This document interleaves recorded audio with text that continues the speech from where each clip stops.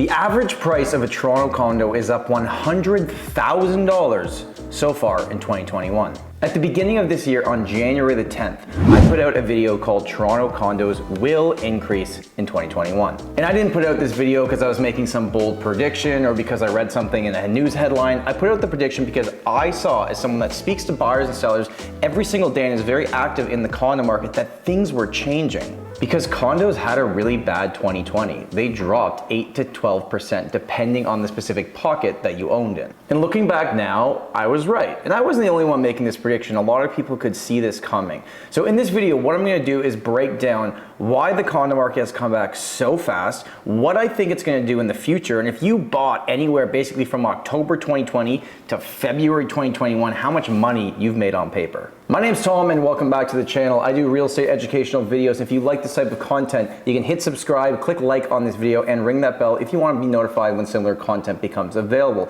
Also, if you want to book an appointment with me, we are Toronto real estate specialists. You can go right into the description, book a buyer consultation, a seller consultation, or just a call to chat about real estate. So at the end of January 2021, the beginning of this year, for all the condos that sold that month, they had an average price in the 416 area code of about $624,000.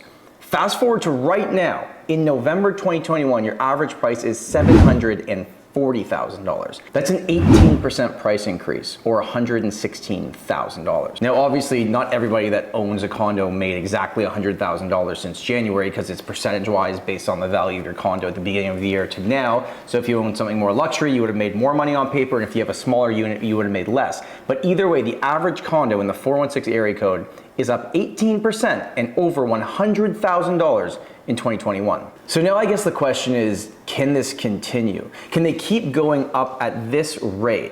And normally when I see double-digit price growth, I don't think the answer is yes. But at the same time that condos had been going up this year, every other asset class had been doing that for 2 years. But condos had a really, really bad 2020, so they still have room to catch up. Now, if you've watched this channel before, you've heard me say this, but bear with me. The average condo price right now is $1 million less than a detached property.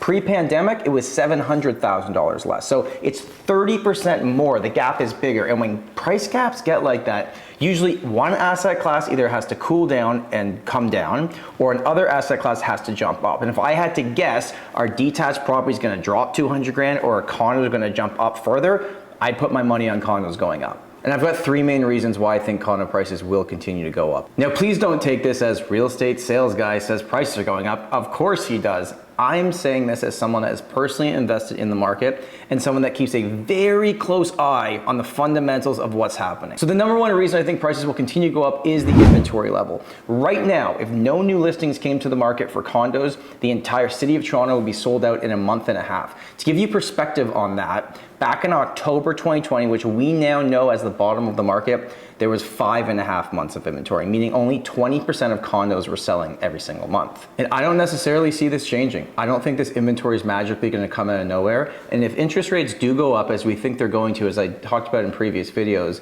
it's just going to mean that condos are still going to be more affordable based on everything else based on the purchase price. Number two is the buyer pool. Who buys condos? First-time home buyers, investors, your typical downsizer moving from a house to an older but bigger floor plan condo, and the luxury market. That's every single type of buyer. But if you think right now, okay, someone that makes $100,000, working, living in downtown Toronto, currently renting, and they want to get in. Okay, well, rule of thumb, if you get pre-approved for a mortgage with a down payment, you're getting 4 to 5 times your income. So they're approved for $500,000 of mortgage. Maybe they've saved up some money, got some money from their parents.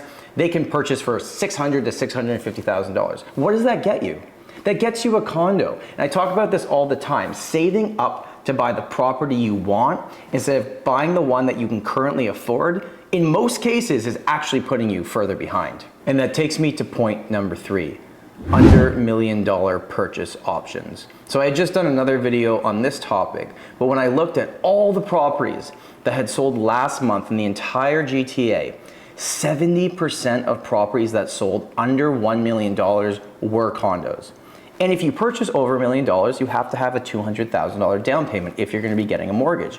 It's hard to save that amount of money. The only way typically I've seen that people are willing to get over that $1 million threshold is because they bought a condo at some point, built up equity, appreciation, waited patiently, and jumped up when it made sense for them. So yeah, I do think condo prices will continue to go up, and I actually think they will go up faster than other asset classes in 2022. Do you agree with me? Do you disagree with me? Either way, throw them in the comments below. I will hang out there and chat with everybody. Thank you so much for watching this video. As always, if you have any questions, please just let me know. My name's Tom Storey, and remember, home is where your story begins.